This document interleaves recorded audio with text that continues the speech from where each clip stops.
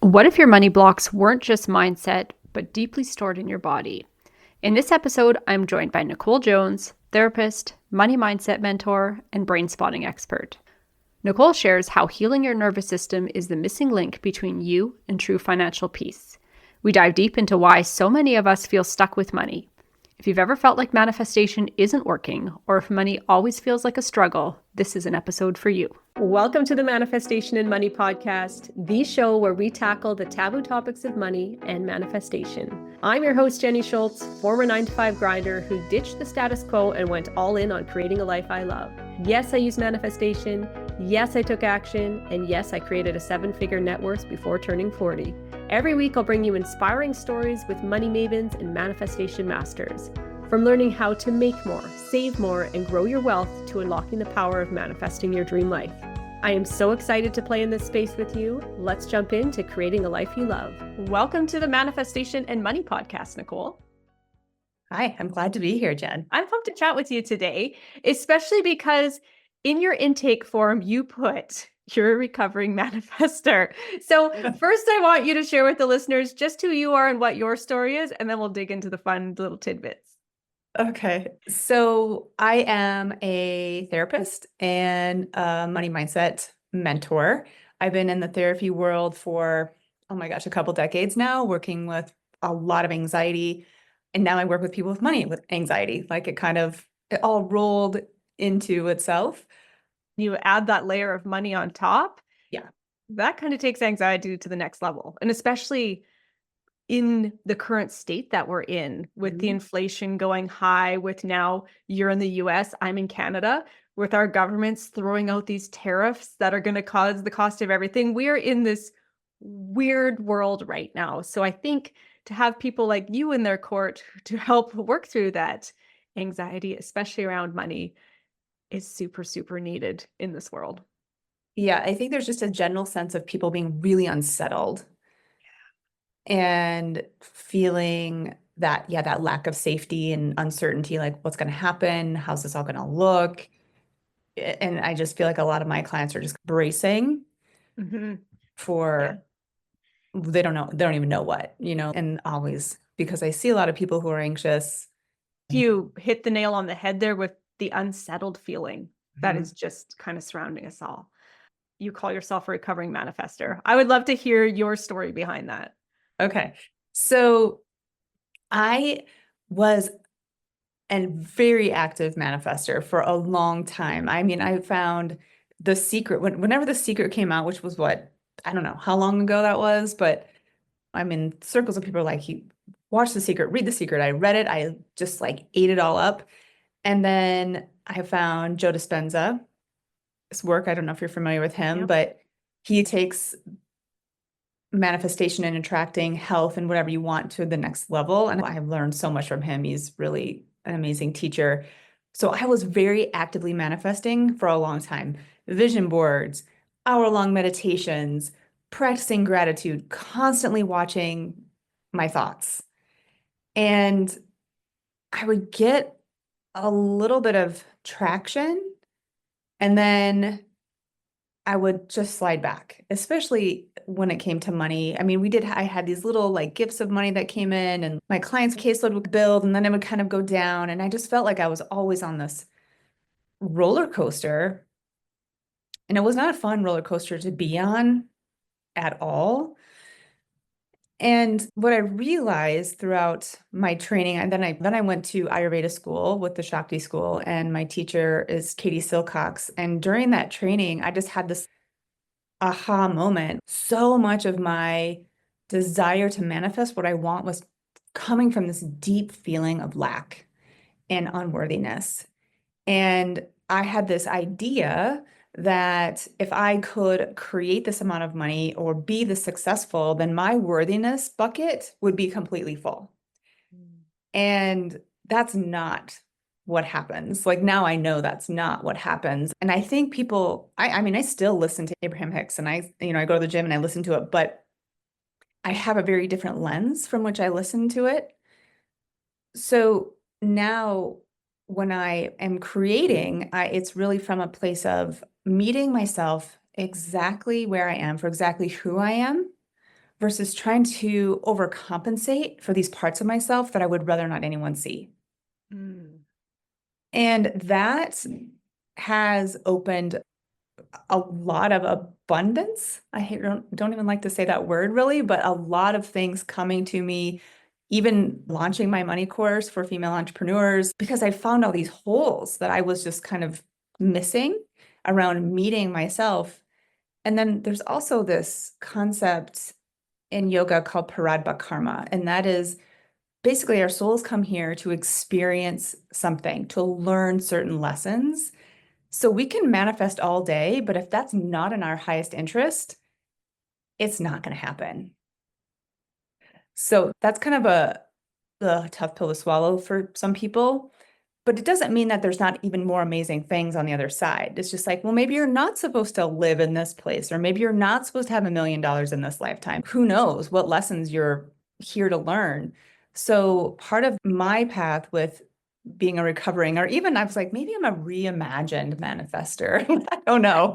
But part of this comes from my work has been to meet myself where I am and to surrender to what life has brought me and how it's unfolding for me, and being open to all the lessons I'm supposed to learn, which can be really uncomfortable and sometimes really amazing. Yeah.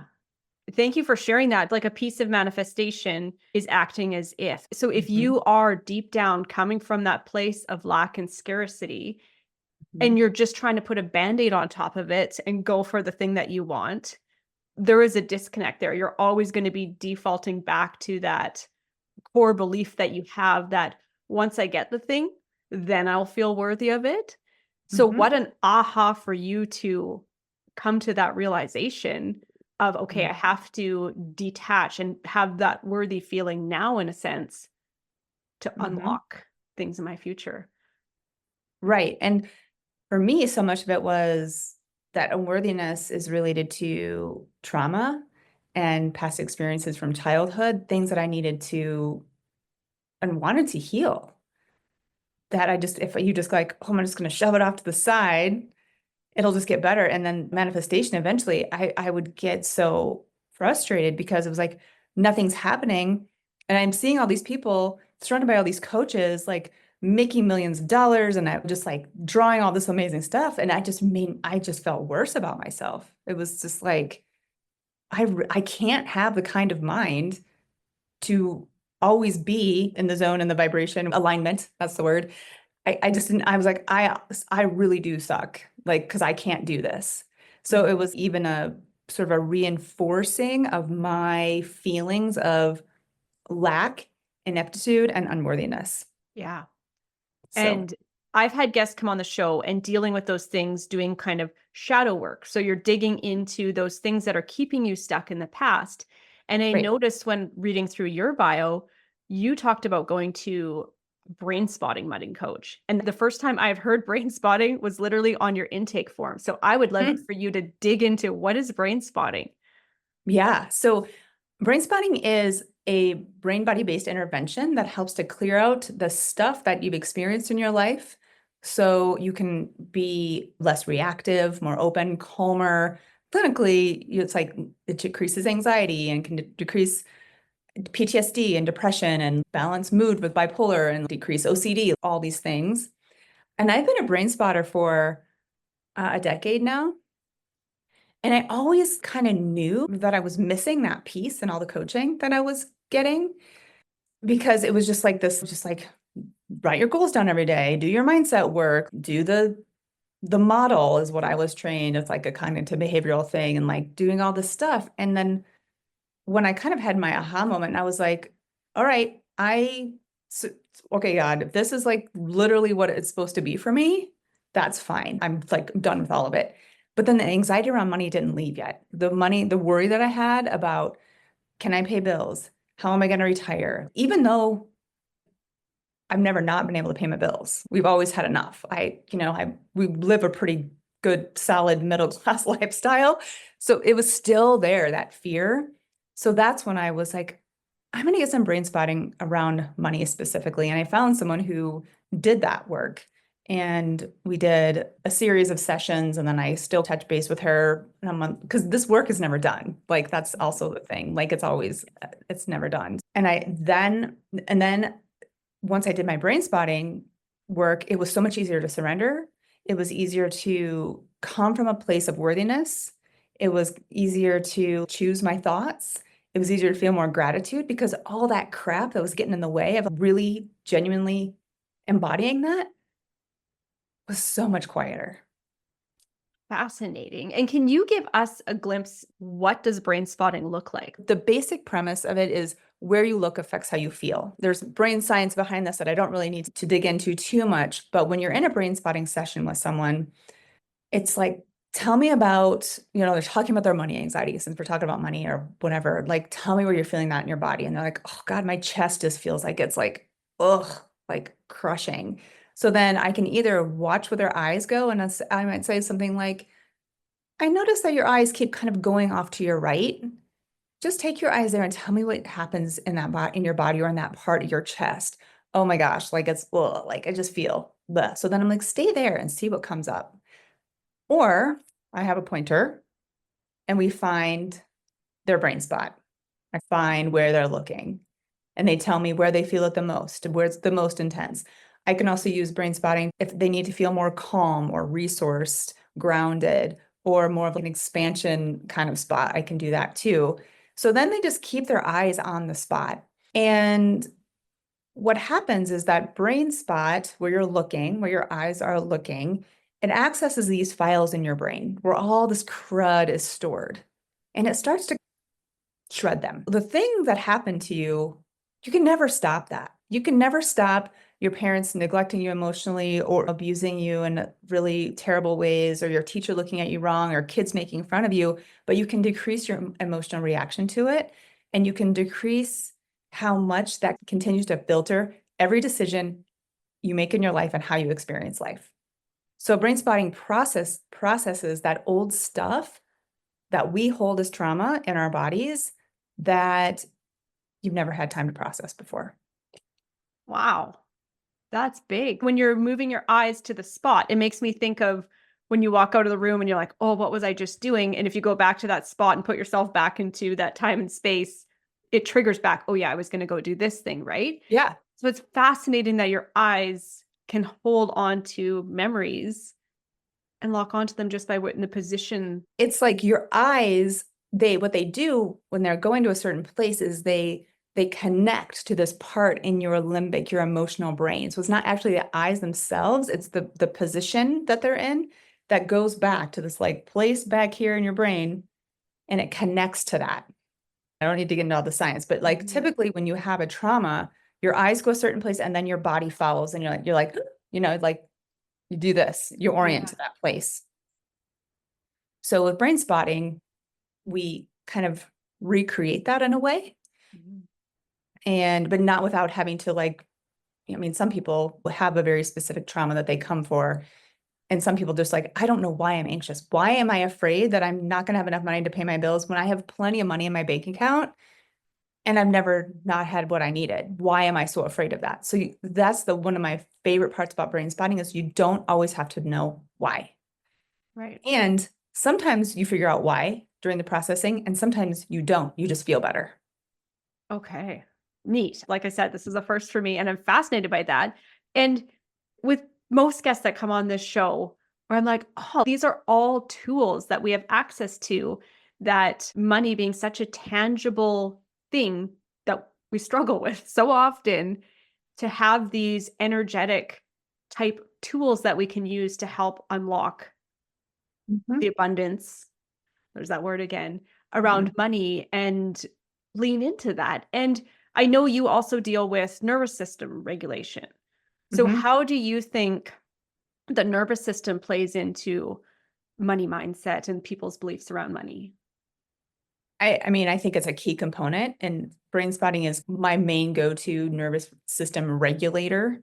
If you've got the stuff that's stored in your amygdala in your brain that makes you feel unsafe or worried or question money or whatever it is, unworthy, whatever that is, your amygdala is responsible for sending your message to, hey, You're going to go into fight or flight now or frozen. Or, hey, no, we're safe and we can chill out. All day long, your amygdala is scanning your environment. Am I safe? Do I matter? Am I safe? Do I matter? All day. And if you've got this stuff, you're like, oh my God, I got to look at my bank account. And your body's and your amygdala is like, oh God, not safe, not safe, not safe. So then you go into fight or flight, you start shaking and feeling sick or whatever it is for you, or you just shut down. Mm-hmm. So I think it's a really important part. And so I think it's very helpful to do the work to regulate your nervous system as much as you can. And when I say regulate your nervous system, I mean be in a place where your nervous system can flow between states as needed. You need to go into fight or flight sometimes. You need to go into frozen. Those states, they help you all day. You just don't want to get stuck in any of those states, because when you get stuck in those states, you can't think clearly, you can't make decisions the way you want, you revert to old patterns like, oh my God, when I'm frozen, this is just what I do. I sit on the couch and I eat a pint of ice cream, or when I Netflix all day, or you're not able to make the kind of decisions you want to make about your life and your business because your brain is just not working the way it's supposed to. So how do you suggest somebody helps navigate that within themselves? Are there tools that they can work with to facilitate that? Absolutely. I mean, because I'm a yogi, of course, breath work is one thing that you can use, but not all breath work is equal. Like some breath work can kick people up. If you're really anxious, you want to do breath work that I can guide you right now if you want me to show you a little thing. Sure. But okay. So one thing I use with my clients a lot, just to kind of help gather them in, gather their energy in, is just first of all, begin to notice your breath. Just notice how it's moving in and out of your body right now. You're not trying to do anything to change it at all. And then with your next inhalation, really pull the breath as deeply as you can into your torso without any sort of stress or strain. And then imagine the exhale is leaving by flowing down the legs and out the soles of your feet. And just keep practicing that way. You're breathing in, taking all the breath down into the low belly as deeply as you can, and then exhaling, let the breath flow down the legs and out the soles of your feet. So we're taking the energy down, down, down the body. And when you're really anxious, you're all up in your head. So we want to take it down the body and root into the earth energy, root into the groundedness of our pelvis. So yeah, that's one little thing that I teach people. That was a neat sensation, visualizing it going down. Because I don't know, when doing breath work, to me, you're focusing on the in and out, coming out your mouth or your nose, right? You're not focusing on when you release to go down. And that did feel very calming. I'm not coming from an anxious state right now, but even just that felt really grounding and calming. And yeah, breath work is not all created equal. I went to my first breath workshop 2 weekends ago, and I started crying. Just randomly started crying. I still don't know what I was releasing. The lady brought me a tissue, and thankfully there was another lady in another corner that was also crying, which I didn't notice at the time, but I found it fascinating. I'm like, holy, clearly this is touching on something that my conscious mind is not aware of. Mm-hmm. But with this breath work, something is shifting here. Mm-hmm. Whatever that is. So yeah, you don't always know. No. But there's something that was moving through you, like you're releasing something. Mm-hmm. Releasing something. So thanks for sharing that, because people can listen to that and tap in and feel what that feels like. That's really valuable. For someone who feels anxious or shameful or stuck around money, what is a first step that you would suggest for them to help shift their reality? So this one's kind of hard, but I find it's really helpful. And that is giving yourself permission to feel it. And people don't often like that because they're like, I don't want to create more, but I don't want to create more of this. And according to the law of attraction, if I focus on what I get, I'm going to get this thing. And this is part of that, like meeting yourself exactly where you are so you can actually open to what is there for you. So one thing that I do myself, and I have my clients do is just really, okay, it's okay. And I do always hand on the heart. Like I'm just like because whenever you're never going to run from a tiger with your hand on your heart. Like you're just not. You're gonna run from the tiger. So if your body's like, oh, there she is with her hand on her heart. Okay, I must be okay. So like, oh, it's okay that I feel anxious about money, that I feel unworthy. It's okay that I feel this way. Money's been really hard for me. Talking to yourself like you were going to soothe a child. Oh. It's okay. Oh my gosh, I know that it hurts so bad. It's so scary when you've got like, oh my gosh, I have these bills to pay. It's okay. It's okay that I feel this. I might feel this on and off for the rest of my life, and that freaks people out. And it's because it's like, I'm inviting it in. It's like, no, you're not. What you're actually doing is you're taking away the energetic charge. Because when you feel all this anxiety or shame or unworthiness or whatever it is, you want to push it back. Just make it not be there. And whenever you do that, it just gets bigger. So that's one thing I have people do is meet themselves exactly as they are. Another thing that I love to do is offer it up to the divine. Like, okay, I don't know how I'm going to pay this credit card debt off, but divine, I'm going to hand you this burden because I'm not quite sure what I'm supposed to do with it. And then you surrender. Okay, this is exactly what it is. And you let the divine take the lead. And I've done that work and I've had major payoffs. But the thing with surrendering is if you're chronically in a state of anxiety or, sort of PTSD where you feel like you always have had to be the one in control to make sure things happen, it's really hard to let go of the reins. So that's where things like brainspotting, EMDR, these somatic brain body based trauma interventions can help to release that. I mean, that's even true with giving permission. Sometimes it just feels impossible. Yeah. And I think even coming from a place of manifestation, that you have to figure out how to let go of that grip or control of this is the way it's supposed to play out. And exactly like you said, just saying, here's what I would like. I would like this to get taken care of. Here's the outcome that I would really like. And releasing that. And then seeing what paths show up or what options show up. And then it's up to you to say yes or no to them. But to be able to go, okay, I need to detach from the how. That's easier said than done in many cases. Right. Because we want, as humans, our brain likes to know and figure out how and to know why. And so we can make our steps to make us feel safe. So just letting go, it's hard work. Yeah, it's hard work. It's hard work. Well, thank you so much for sharing these little tools and tips that people can sit down and do right here, right now. And I would love for you to share where else they can reach out and catch more of your wisdom. Yeah, I'm on Instagram at the real Nichole Jones, Nichole with an H. My website is magicalmysticalmoney.com. And I do have a little ebook on there for how to break free of the bank account freak out, which is what I call it, because so many of my clients are like, this spinny thing, I don't like to look at it. When am I going to see it? And it's just 5 ways to stop freaking out about money and to start earning more. And you can grab that at magicalmysticalmoney.com/worry. And that's just got some of these little tidbits and then some other things to really start to shift. Meet yourself too. Always. I'm like a broken record with my clients. I'm always like, okay. But I think oftentimes we need repetition. Oh, for sure. Yeah. Well, sure. Thank you so much. I will make sure to link all of that in the show notes so people can click through that easily. And thank you so much for joining me on the show today. Yeah, thank you for having me. Thank you so much for tuning in to this episode of the Manifestation and Money podcast. If today's conversation lit a spark in you and you're craving a space to go deeper with your vision, to actually live what you are manifesting, I want to invite you into something really special.